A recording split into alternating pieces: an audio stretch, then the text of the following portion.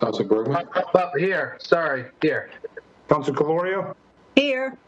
Councilor King? Here. Councilor Carlson? Here. Councilor Rivera? Here. Councilor Rose? Here. Councilor Rosen? Here. Councilor Russell? Here. Councilor Toomey? Here. Councilor Wally? Here. And Mayor Petty. Here. Okay, we get approval of the minutes. City Council City of Worcester hereby approves the minutes of City Council on December 8th, 2020. Roll call. Councilor Bergman? Yes. Councilor Calorio? Yes.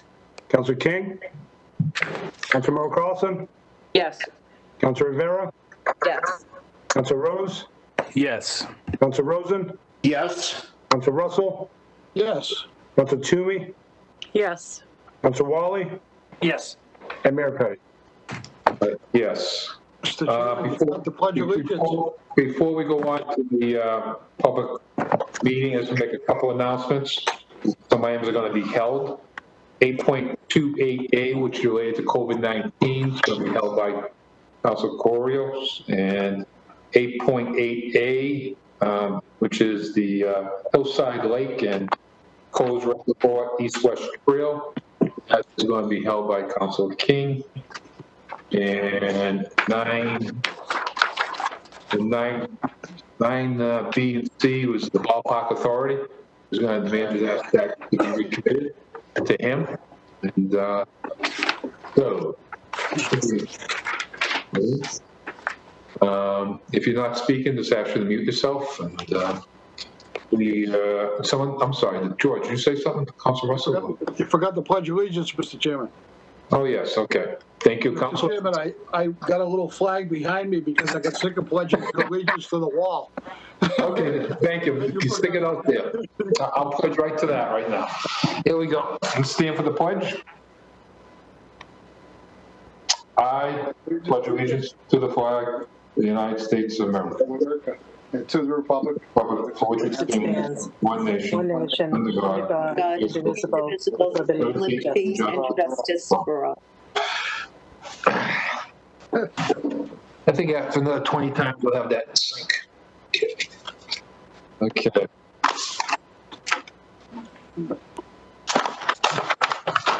Okay, so public participation. A person can speak for no more than 2 minutes on any item on the agenda. Again, we held a few items, so let people know that. And the Hillside, the Ballpark Authority is going to be recommitted, and also the COVID-19 is going to be held. Okay. AJ, what do you got? Mr. Chairman, I'm going to be taking over the public participation for this meeting, so I'll start meeting a few of the members of the public. The first member of the public I can identify is Atel Hajier. You're now unmuted. Thank you. Thank you, Mr. Mayor. Am I still allowed to speak on an item that's been held? Yes, you are allowed to speak, but we try to refrain coming back next week and speak on the same thing. But you can. Okay. You're most welcome to, though. Sounds good. Thank you. And it's good to see the city manager. I hope you're doing well and recover quickly. My name is Atel Hajier. I'm a resident of District 5 for Englewood Avenue. Just calling on supporting the idea of pausing the demolition of Hillside Beach. So I appreciate Councilor King for holding the item. One thing that I wanted to bring, both as a volunteer with the Mothers Out Front team, but also as someone who's frequented that area and lives in that area, is that it would be a really good idea for us to explore options and do a feasibility study on the Hillside Beach, both to take into account the safety issues, which are completely valid, as well as consider other options to restore the beach to its former use. Just wanted to make a point that Hillside Beach has been mentioned as one of the items that District 5 Master Plan in 2005 mentions as one of the areas that the residents have identified as something to be restored to its former use. So my recommendation, and as a resident of that area, would be to make sure that we explore all the options available, do a feasibility study, and perhaps convene a group of experts and stakeholders from that area, including residents, to make sure that we exhaust all of our options. And thank you. Thank you, Atel. Okay, our next speaker, Nico, Mr. Thank you, Cork. Mr. Chanson. Susan Swanson is the next speaker, Mr. Chairman. Ms. Swanson? Hi, can you hear me okay? Yes. Okay. Actually, to be honest, I'm going to pass right now. But thank you, and I'll be commenting next week. Thank you so Okay. much. Thank you, Ms. Okay. Swanson. Okay, Nico? Thank you, Mr. Chairman. The next speaker I have is Samuel Kerniziswi. Is that the city assessor? So I can, Yeah, I can understand that, yeah. okay. The next speaker is Jenny DeRocher.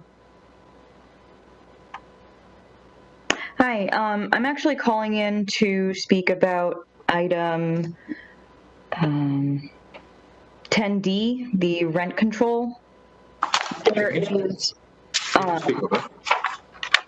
is a history of this coming up in previous meetings, and as a landlord, I want to take the odd step of supporting it. I think that it's necessary as our city continues to grow and gentrify, to make sure that we have affordable housing, and rent control is a great option for that. I'll be returning next week to speak about the Hillside Beach issue, but I support the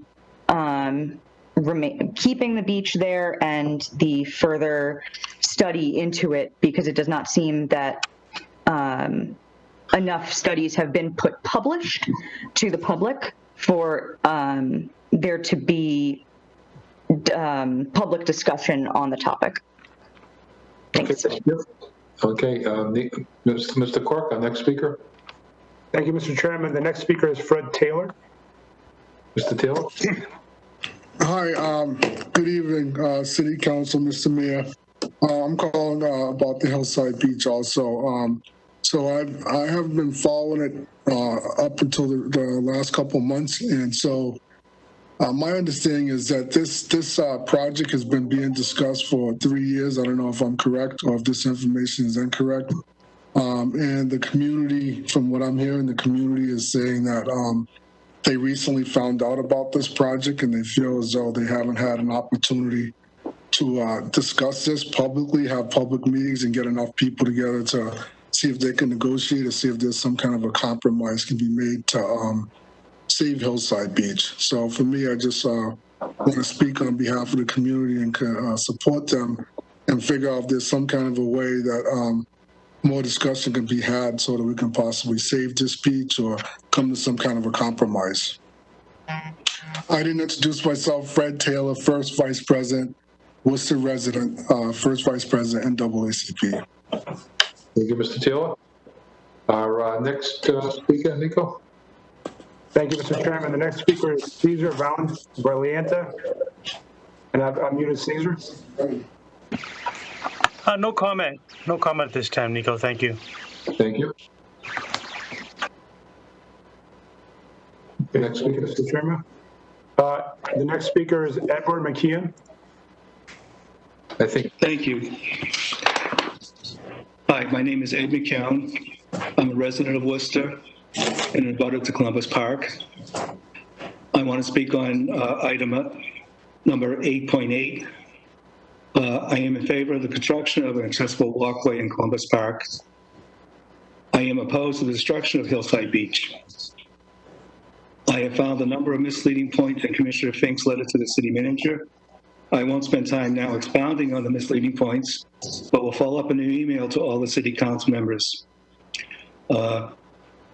Hillside Beach is a scarce natural resource. It has provided generations of neighborhood residents with an opportunity to swim on hot summer days. Restoring this beach to its former glory and making it safe will be a challenge and will need funding, but I do believe that this is doable. I ask the City Council to slow this process down and engage with its citizens in a truly meaningful dialogue. Thank you.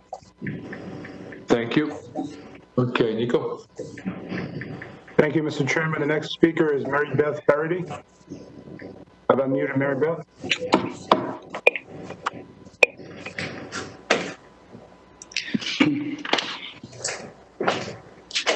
Okay, let's go on to our next speaker. stumbled and That's it's like, We already talked about that. Hang on, Nico. Hang on.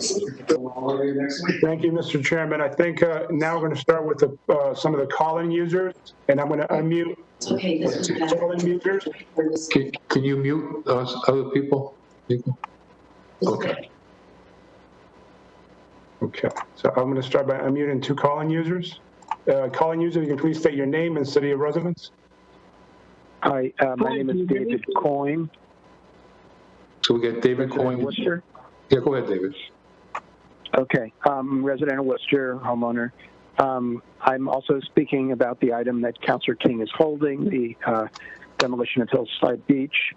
I feel it's really great that the city wants to invest and is looking for the resources to invest to improve things about Coes Pond and recreational areas surrounding it, but there are issues that absolutely need to be addressed. I think it's extremely problematic that when notice is given for Conservation Commission and other purposes, only property owners, not tenants, are notified. There's 300 units of housing at Lakeside that are very dramatically affected by what happens to Hillside Beach. And so I'll join in again in next week's meeting, but I thank Councilor King for holding the item, and I hope the council will take a look at this as an item that should go to its own Veterans Memorials, Parks and Recreation Committee. Thank you. Okay. Thank you, David. The next speaker. Is a second caller on there? Yes, Mr. Chairman, I'm going to unmute the second caller now.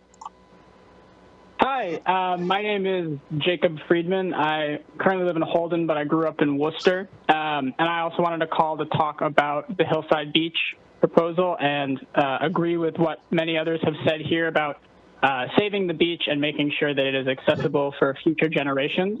A thing that I really wanted to bring up is especially regarding the boardwalk that is being proposed to be built. It makes perfect sense to be wanting to make that boardwalk. We need more accessible opportunities for all folks of all abilities to be able to connect to nature in Worcester. But I implore all of us to just think about that boardwalk not being in opposition to the beach. It's not funding one or the other, but we can find the capacity and the energy and the funding to make both of those projects happen. I know that there are lots of community members that are invested in this project. I know that there's lots of people of all interests across the city who are interested in making sure that this beach is protected. And I will be calling back again next week to continue this conversation. Thank you. Our next speaker. Thank you, Mr. Chairman. I've unmuted another calling user. If you can please state your name and city of residence.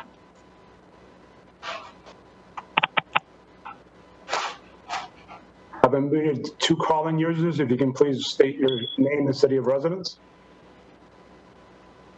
My name is Nellie Medina. I'm from Worcester, Massachusetts. Go ahead, Mr. Medina. Okay, so I'm calling in reference to item 8.8 that's being held by Councilor King. I am in favor of the boardwalk. However, I'm not in favor of destroying the natural resource that we call Coes Pond, and I'm not in favor of the children that live here not having access to the park that's been there for over 3 years when the gate is 50 feet from our doors. The gate preventing Lakeside residents from accessing Coes Park Playground is modern-day segregation. And my question is, what will the city manager do to compensate the neighborhood being impacted?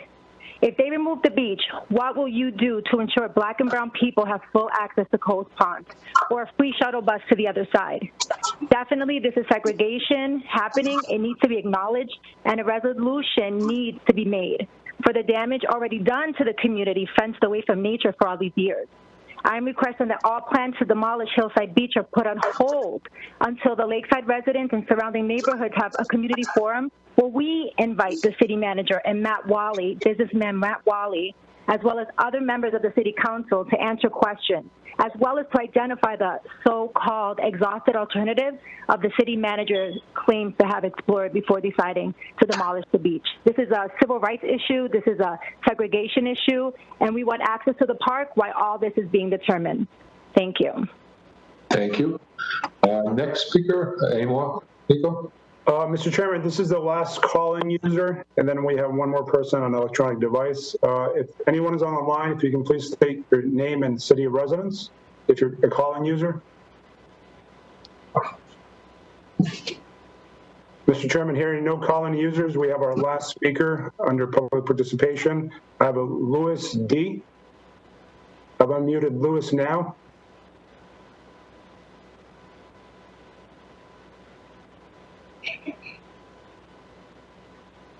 Okay. Okay, Nico. All right, Mr. Chairman, hearing no calling users, or I think we've gone to the public participation section of this meeting. Okay, sounds good. Thank you, everyone. And we have, next up is appointments. City Council confirmation, votes required.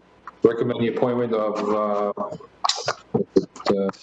Shakara McCoy to the Diversity and Inclusion Advisory Committee. And roll call. Councilor Bergman? Yes. Councilor Calorio? Yes. Councilor King? Yes. Councilor Carlson? Yes. Councilor Rivera? Yes. Councilor Rose? Yes. Councilor Rosen? Yes. Councilor Russell? Yes. Councilor Toomey? Yes. Councilor Wally? Yes. And Mayor Petty. Yes. I just want to thank you for your service. It's much appreciated. Thank you on behalf of the people of Worcester, the Worcester City Council, and City Manager. Next one up is transmitting information communication relative to the appointment of Penelope Harradine to the Civic Center Commission. This is for informational purposes only. Penelope, also thank you for your service on behalf of the Council and the City of Worcester and the Manager. So we can file that item. Roll call. Councilor Bergman? Yes. Councilor Calorio? Yes. Councilor King? Yes. Councilor Merrill Carlson? Yes. Councilor Rivera? Yes. Councilor Rose? Yes. Councilor Rosen? Yes. Councilor Russell? Yes. Councilor Toomey? Yes. Councilor Wally? Yes. And Mayor Petty. Yes. Next up is 8.5A, recommended adoption of an order to grant exemption to one of the snowplow contractor. There's also a city employee. Roll call. Councilor Bergman?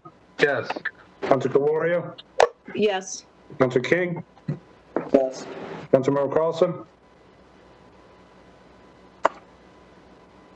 Councilor Merrill Carlson? Yes. Sarah? Yes.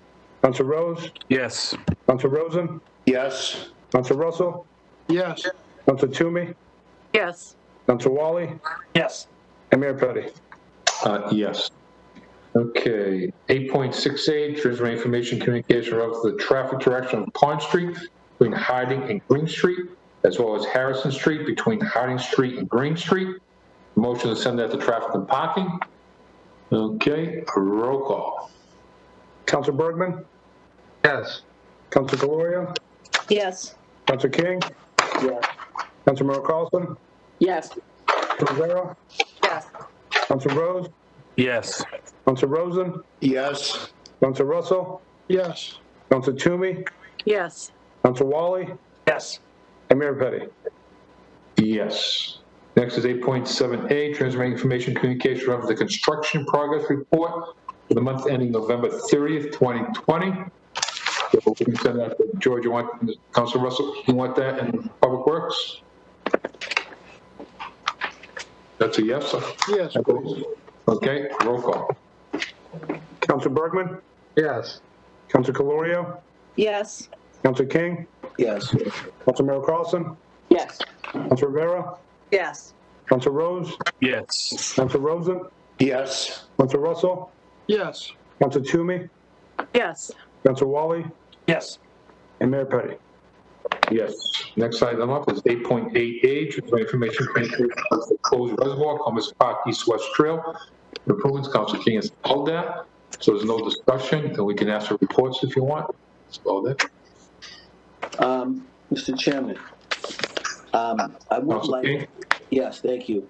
I would like, if possible, a report back on options explored as it relates to the boardwalk and the wetlands, if any, so that we can have a more comprehensive view of what's going on. And I'm really hoping that folks have an opportunity over the next week or so to appraise themselves of what's going on over there at Coles Pond.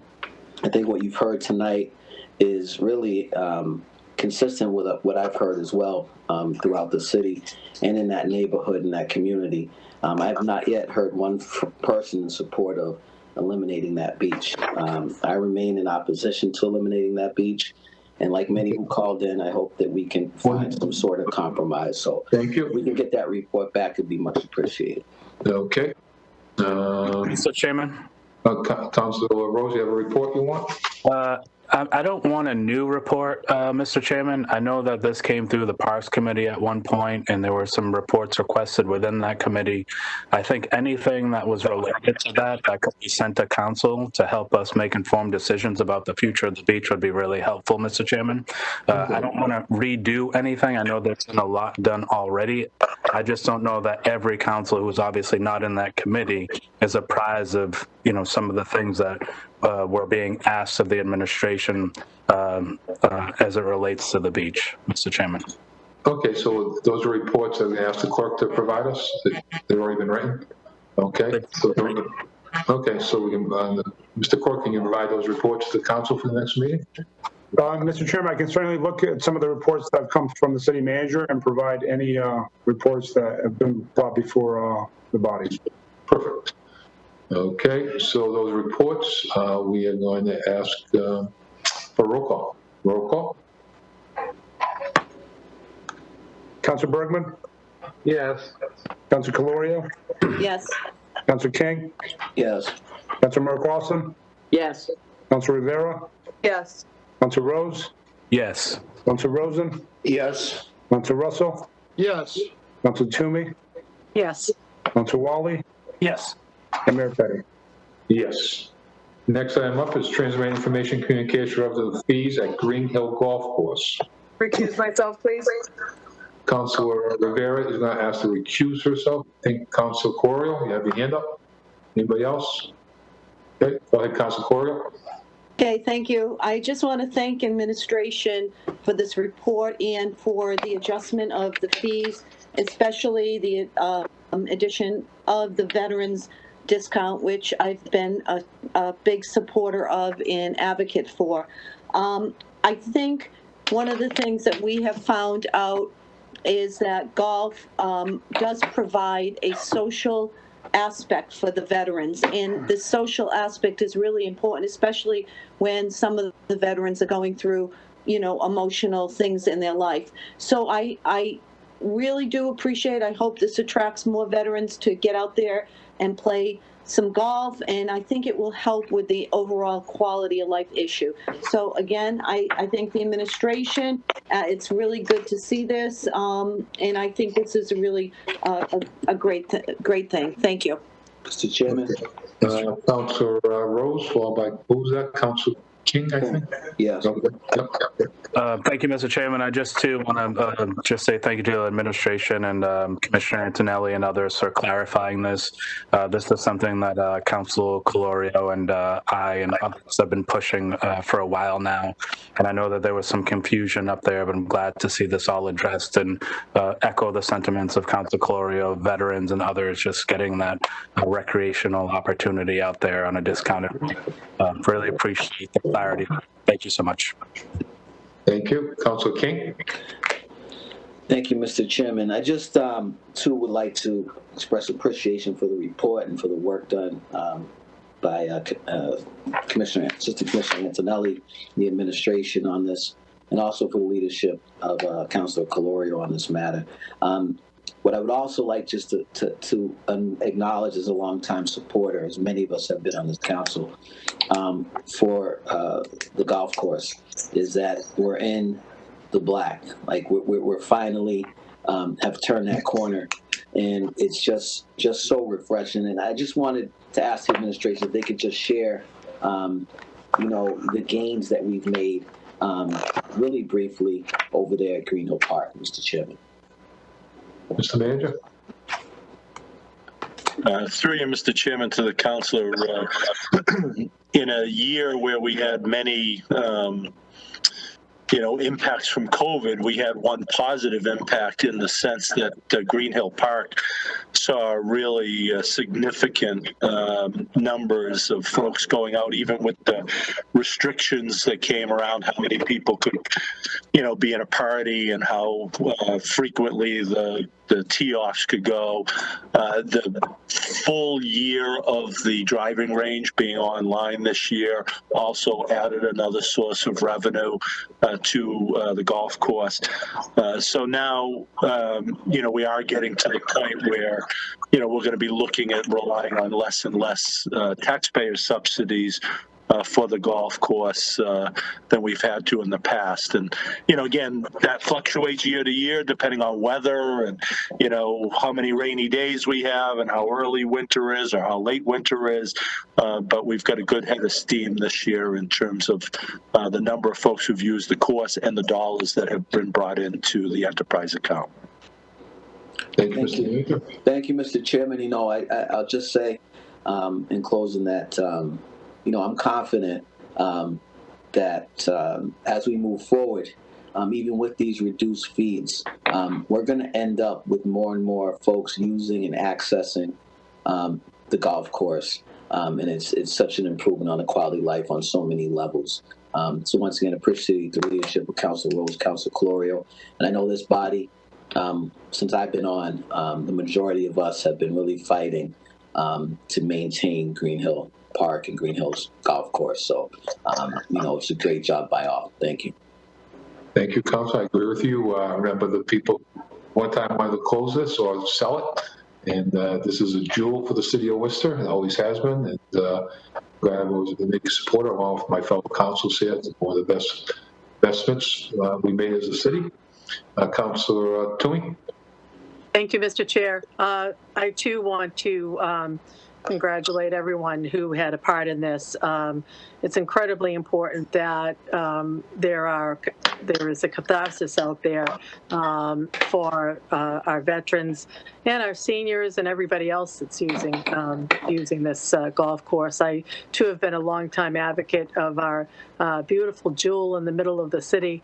It's an amazing place. I think I've been a believer, even though I'm not a golfer. You wouldn't want me over there golfing, but I certainly appreciate the sport and know that it's just being out there, being able to walk and be in that beautiful nature is a big plus for everybody. So thank you very much to everyone. Okay, so the motion would be to file. I want to go to that committee. Councilor Rose. I'm okay with that being filed at this point, Mr. Chairman. Thank you. Okay, a motion to file. Roll call. Councilor Bergman? Yes. Councilor Colorio? Yes. Councilor King? Yes. Councilor Merrill Carlson?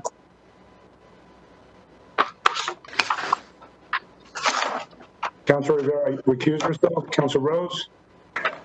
Yes. Councilor Rosen? Yes. Councilor Russell? Yes. Councilor Toomey? Yes. Councilor Waller? Yes. And Mayor Petty? Yes. Okay, next one is 8.27A, recommend City Council's review, deliberation, adoption of order relative to the elderly exemption program. I just got a quick question on this. The assessor, is this something different than we've done in the past? I know the council took a vote several years ago where this didn't have to come in front of us, that the double exemption would always take place no matter what. I just want to make sure that if this is the same thing, or do we increase the amount, or it's the same amount? Yes, hi everyone. Through the chair. This apparently has been adopted every year since 1987, and in looking through the years prior, it appears to be something that has gone before City Council each year for a vote. Last year, the exemption amount, the standard exemption amount was $700, which was then doubled to $1,400 for the Clause 41C recipients. And of course, that's what is in front of you today, the $700 being doubled to the $1,400 amount. It will allow about 236 eligible applicants to receive that additional relief. Perfect. I'm glad you put that on, and we'll make sure we include that in the package next year when we do the tax rate setting, so we don't miss that. Councilor Cora? Of course. Thank you, Mr. Mayor.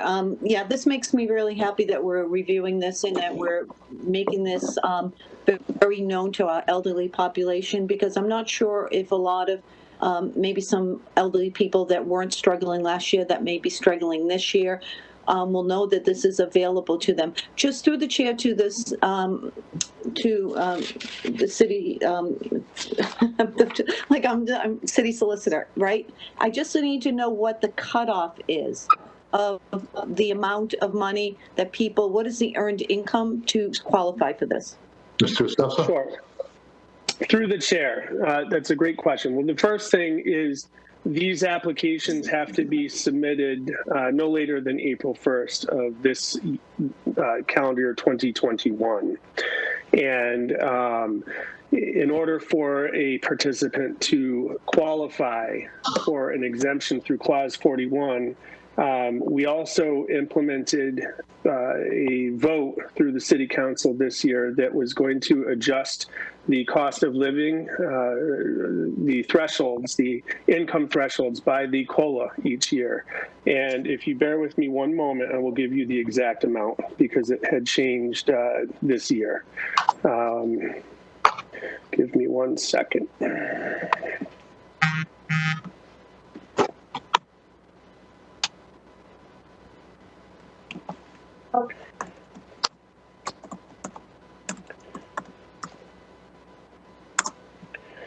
Okay.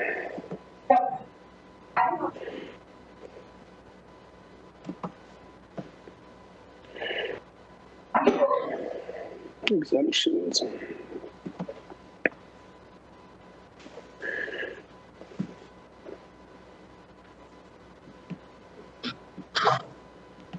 Okay, so for Clause 41, you will have a total asset threshold of $56,265 if you're married, and $40,920 if you're single. You are looking for the income threshold as well? Yeah, that's fine. Okay. So through the chair to the city assessor, just another quick question, because some people might be new to the process. So do they have to go online, download an application, or can they send away for the application? I mean, if we're open, they can come to City Hall and pick up the application. Is that correct? What is the actual process? Sure. Through the chair. So we encourage everyone to contact our office, of course, through the phone, and we will be more than happy to mail out the application to them. And if they do want to come in to our office in person, of course, City Hall right now is open to the public by appointment only.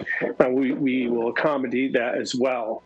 But the most important thing is we have phone, we have the mail system, we have email, and we are also available during business hours to answer any questions that the public may have regarding these exemptions, and even will provide direction as to where the information needs to be put on these applications. So we want to provide a very high level of service to the public, especially to our elderly citizens.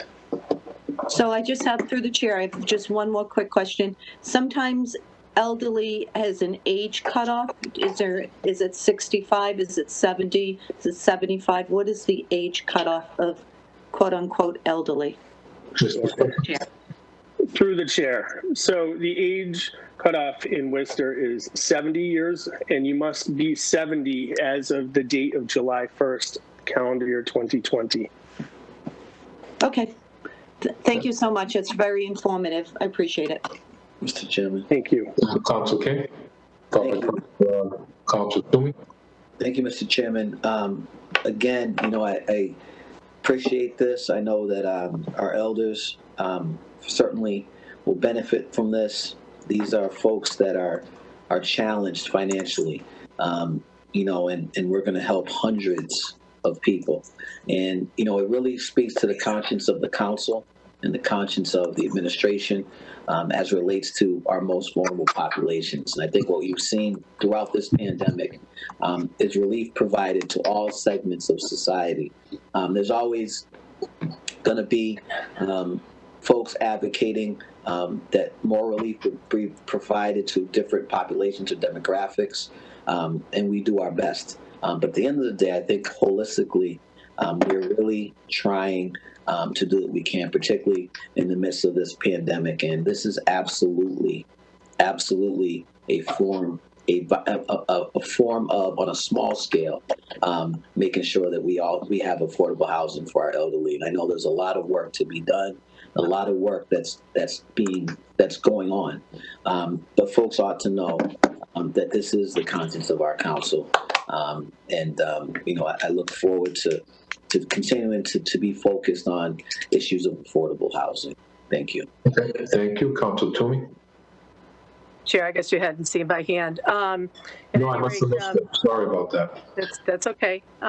So one of the things that I had asked for before was to see if there's a way that we could do some video education on the elderly abatement, and especially now that we have the double elderly abatement, and identify all of the assets that are considered income. Because I know that there was a question that a gentleman had asked me, and I did forward it to the appropriate department. But at any rate, it was about there was a medical cost. Their Medicaid got included as income, and it hadn't before. So I think, making sure that we inform everybody any changes in these in the abatement process would be very helpful. Thank you. Okay. Thank you. Council Russell? Mr. Chairman, I have a question, if I could, through you to the assessor.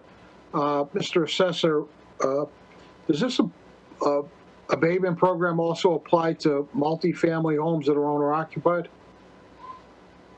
Through the chair, that is correct. So you can own a multifamily, and as long as you are one of the occupants of one of the units, you are eligible for the exemption, although the total exemption amount may change based on the percentage of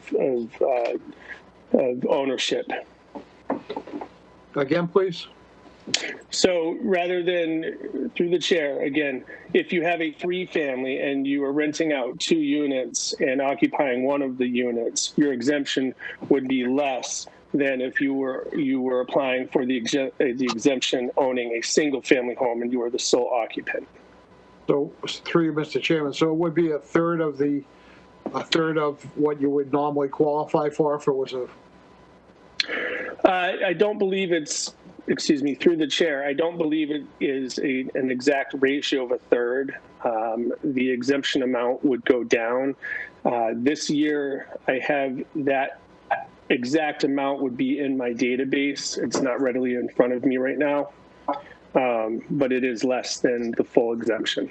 Mr. Chairman, through you to the assessor. Mr. Assessor, what would it take for the council or the administration or all of us combined to consider an owner-occupant discount or an owner-occupant exemption for multifamily housing for 3 families? I think, isn't it something in the state law, but it has to be enacted by the local legislative body, or am I mistaken? Sure. Through the chair, what you're referring to, I believe, Councilor, is the residential exemption. And a residential exemption is something that can be adopted But the premise of a residential exemption is that it doesn't discriminate between single-family, condo, two-family, and three-family, and that if it's owner-occupied, it would apply to all of the residential class. And the residential exemption that gets applied to owner-occupied properties, that difference then is shared by the non-owner-occupied property owners. And the levy share, or the levy amount that is allocated to residential versus CIP, would stay the same. So it just would impact the amount of taxes that owner-occupied pay versus non-owner-occupied within the same residential class. Mr. Chairman, I would just ask that the assessor at his convenience sometime, in the next month or two, if he's got time, please consider giving us a report outlining the impact in a residential or owner-occupied exemption would actually make to our city right now. I've always tried to advocate for it for owner-occupieds on multifamily homes, for obvious reasons, because if you got owner-occupied in it, it usually works out a lot better, less issues with house being kept up well, with neighborhood issues, crime issues, whatever. But if it applies to all the residential across the board, and it has to, I would be interested to see how those numbers would be affected, Mr. Chairman. I'd ask for that in the form of a report, if I may. Thank you. Thank you, Councilor Bergman, followed by Councilor Merrill Carlson. Thank you, Mr. Chairman. Through you to the assessor. In addition to the requirements of income, it would seem to me, and somewhat unfair to ask you specifically about Worcester, because you're relatively new to Worcester, but I know you've had experience in other municipalities. It would seem to me, through the chair to the assessor, that one of the challenges, obstacles, I should say, to people applying for abatements is they're unaware of the time frame between January 1st and the end of the month. So through the chair to the assessor, has that been his observations and his experience, that window of time, it's a relatively short window of time, causes a lot of people not to apply for the appropriate abatement? Mr. Assessor? Sure, through the chair. So these applications are actually sent out in October, and the taxpayer then has from October through April 1st to submit them in order to be eligible or qualify for that particular fiscal year's exemption. And the number of months, in my experience, is sufficient, because it's not, it's not 1 or 2 months. It's, let's see, October, November, December, January, February, March.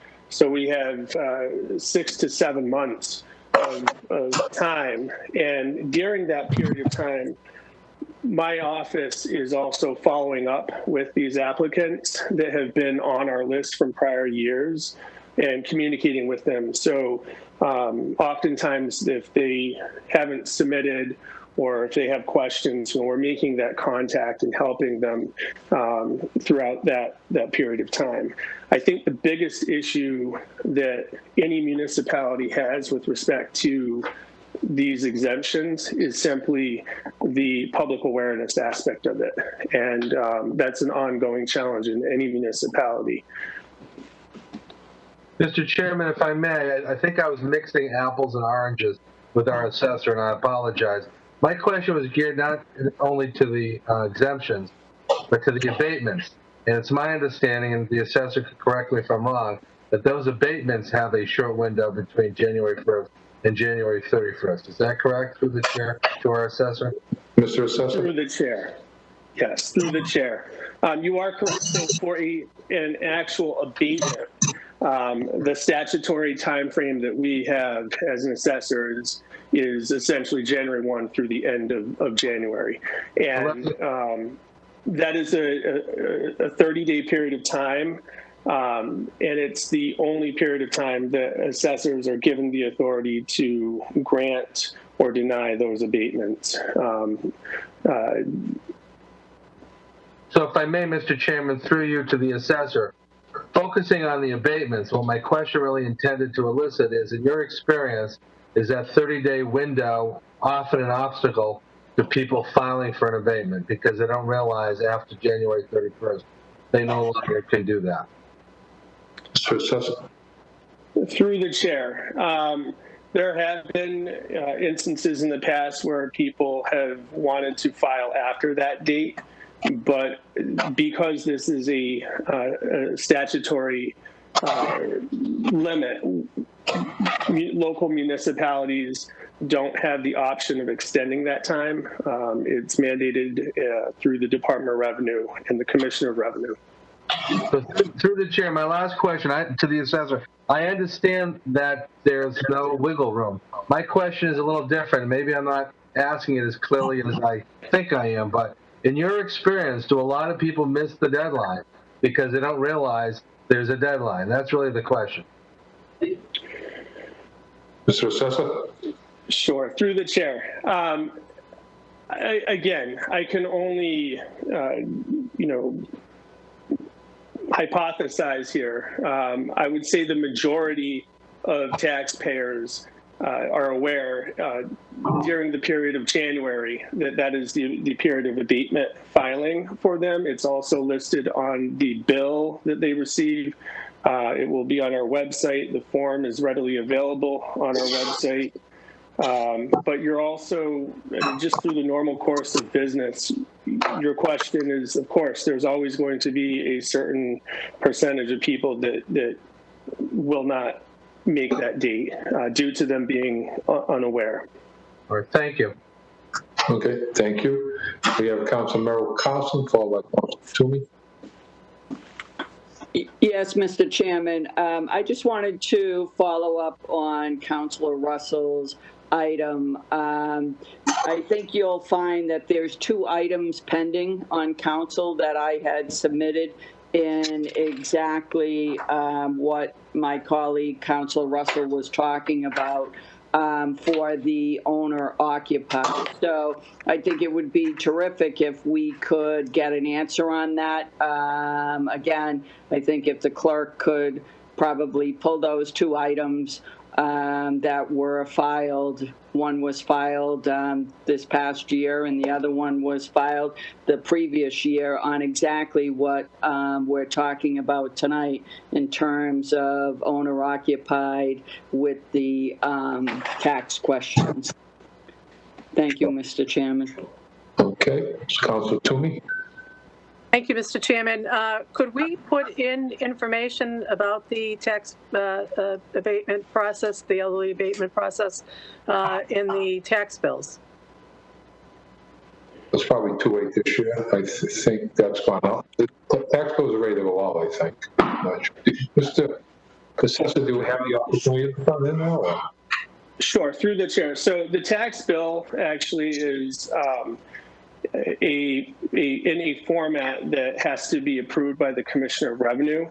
And on that bill already will list the time frame to file for the abatement, and also a little bit of information about where to go to make that application.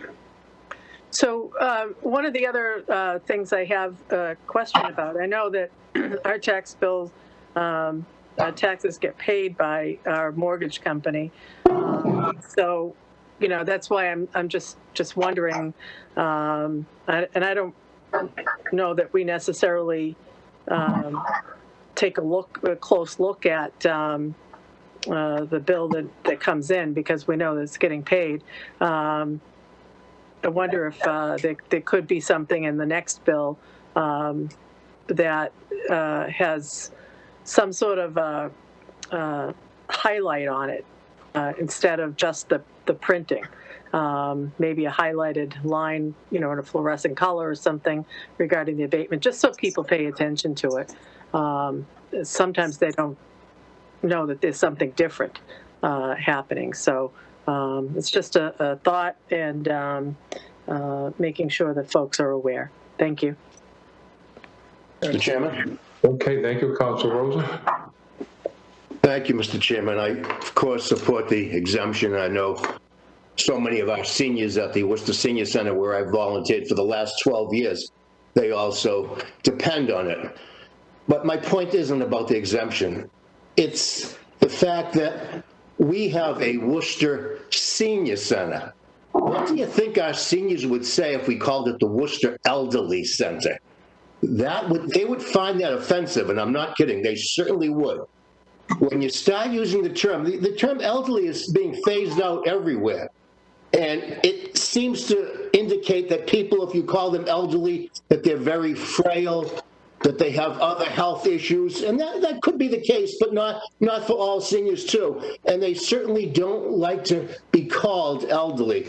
So I don't know how we do it, but terminology is important. And I'm not trying to be politically correct.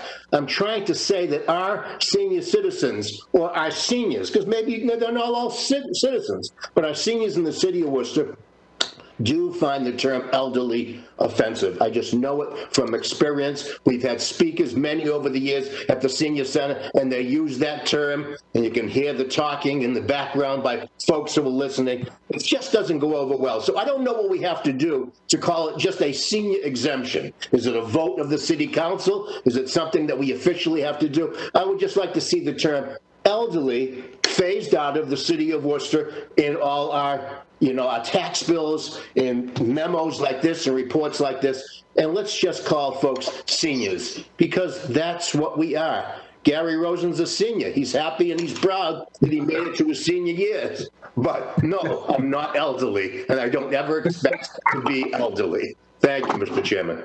Thank you, Councilor Rosen. We can just ask him to do that and see if it's legal or not. That's not a problem. Okay. All right. So let's maybe ask the law department. Can we get an opinion, a brief opinion on that, what we have to do? Thank you.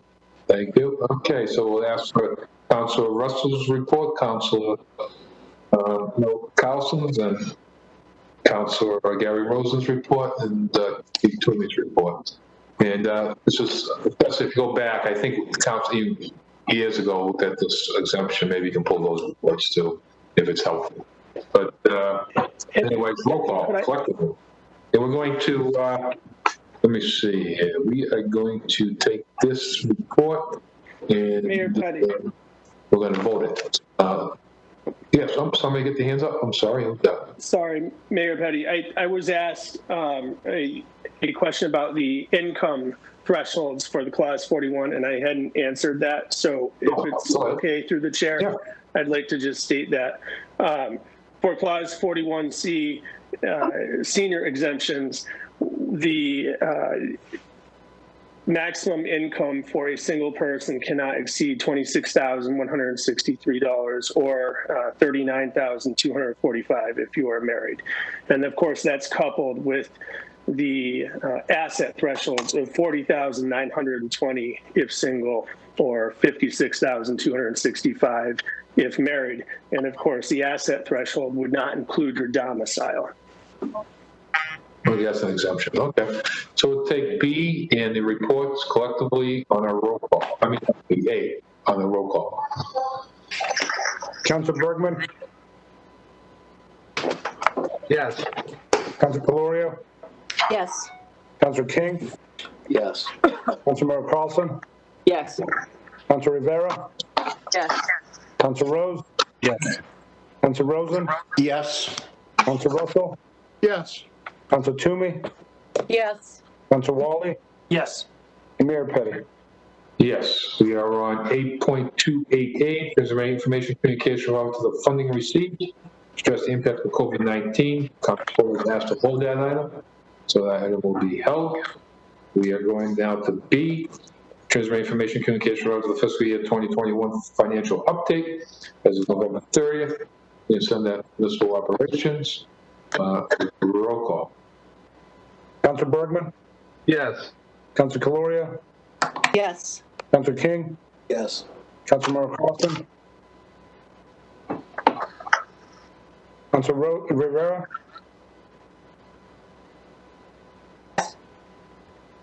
Councilor Rose? Yes. Councilor Rosen? Yes. Councilor Russell? Yes. Councilor Toomey? Yes. Council Wally, Yes. and Mayor Petty. Yes. 8.34A through E and 8.35A and 8.36A. We take those collectively on a roll call. Everybody's all set with that? A roll call. Council Bergman, Yes. Council Calorio, Yes. Council King, Yes. Councilmember Carlson, Yes. Council Rivera, Yes. Council Rose, Yes. Council Rosen, Council Russell, Yes. Council Toomey, Yes. Council Wally, Yes. and Mayor Petty.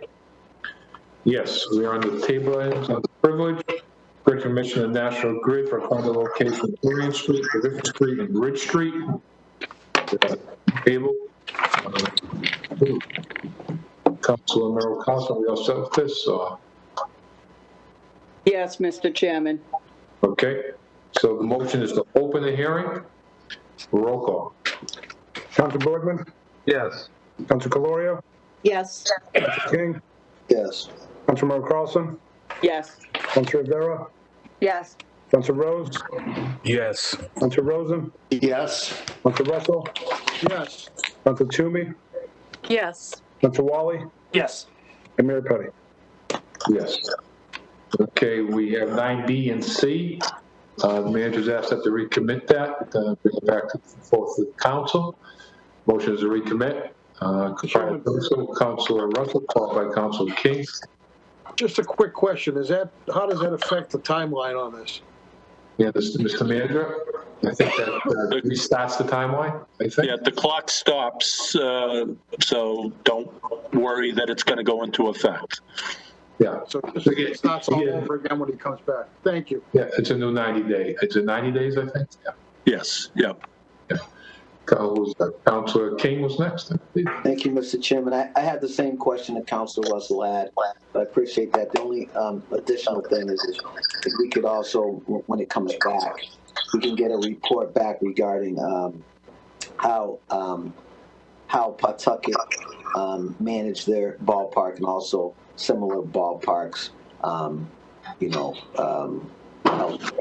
Thank you. Thank you. So we're going to motion to recommit, and you get the report requested by Councilor King. Roll call. Mr. Chairman, for the record, 9B and 9C is recommitted. Council Bergman, Yes. Council Calorio,